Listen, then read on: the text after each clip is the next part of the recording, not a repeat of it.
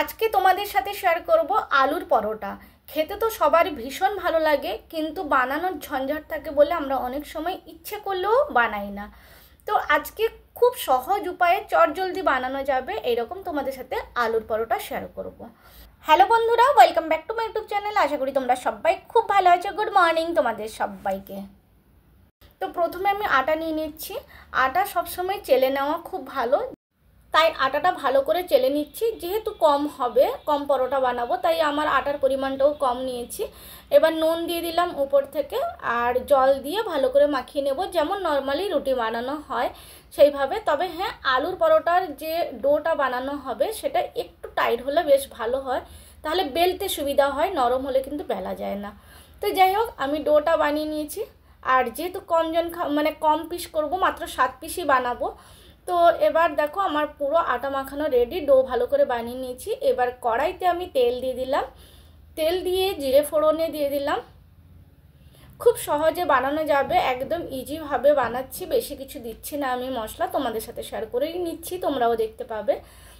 তো জিরা ফোড়ন দিয়ে তার সাথে কাঁচা লঙ্কা আর পেঁয়াজ দিয়ে একটু ভাজা ভাজা করে নেব। আর আমি পেঁয়াজটা বড় বড় রেখেছি, কারণ আমার সবসময় পেঁয়াজটা বড় বড় খেতে বেশ ভালো লাগে, তাই আমি এরকম বড় বড় রেখেছি। আর তার সাথে নুন, হলুদ, লঙ্কা গুঁড়ো, ব্যাস, আর একটু জিরে গুঁড়ো দিয়েছি, ব্যাস, দিয়ে ভালো করে ভাজা ভাজা করে নিচ্ছি। দেখো মোটামুটি পেঁয়াজটা ভাজা ভাজা হয়ে এসছে, আর তেলটাও কমই দিয়েছি, তোমরা তো দেখতেই পাচ্ছ, একদম অল্প করে তেল দিয়েছি। আর দুটো আলু নিয়েছিলাম 7 পিস পরোটার জন্য, মাঝারি সাইজের দুটো আলু, আর ভালো করে ম্যাশ করে নিয়ে এবার সেটা কড়াইতে দিয়ে ভালো করে আমি নাড়াচাড়া করে রেডি করে নিলাম পুরটাকে, যেটা স্টাফিংয়ে দেওয়া হবে। তো দেখো আমার এটা কিন্তু এমনি ভাতের সাথেও কিন্তু খেতে খুব ভালো লাগে, তবে এতে অনেকে আদা রসুন দেয়, আমি কিন্তু খুব সহজভাবে বানাবো বলে আমি বেশি কোনো মশলা দিইনি।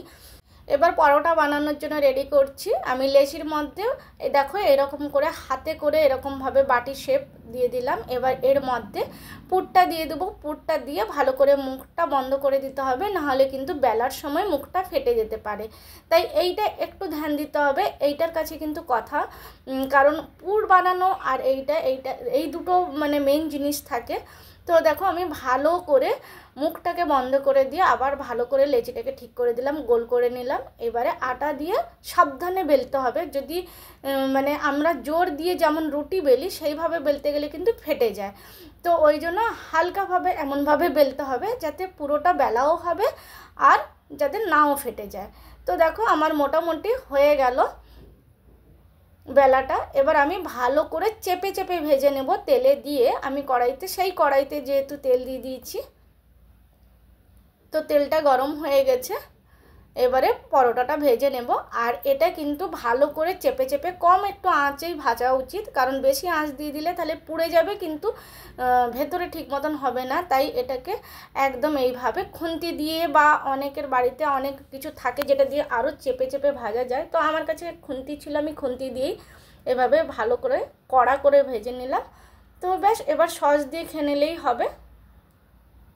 তো বানানো একদম ইজি, এটা কিন্তু একদমই কোনো ঝঞ্ঝাট নেই, কোনো ঝামেলা নেই, একদম ইজিভাবে তোমাদের সাথে শেয়ার করলাম। তো কেমন লাগলো বন্ধুরা অবশ্যই কমেন্টসে কিন্তু জানাবে। আমার তো ভীষণভাবে খেতে ভালো লাগে। তো অনেক দিনের পর বানালাম, ভাবলাম তোমাদের সাথে একটু শেয়ার করি, তোমরাও কমেন্টসে জানাও তোমাদের কার কার খেতে ভালো লাগে। তো আমি দুটো সাইডই তোমাদের সাথে শেয়ার করে নিচ্ছি। এটা কিন্তু চেপে চেপে ভেজেছি বলে এইভাবে করা হয়েছে। আর আলুর পরোটা নরম থাকার থেকে আমার মনে হয় যে কড়া করে যদি ভাজা হয় তাহলে সেটার টেস্ট কিন্তু অন্যরকম লাগে, খুবই ভালো লাগে। তো বন্ধুরা কেমন লাগলো আমার আজকের আলুর পরোটা? যদি আলুর পরোটা তোমাদের ভালো লাগে তাহলে লাইক, কমেন্ট, শেয়ার করে দিও। খুব সহজ উপায়ে আলুর পরোটা। আর ভালো থেকো, সুস্থ থেকো, সাবধানে থাকো, দেখতে থাকো আমার ব্লগটি।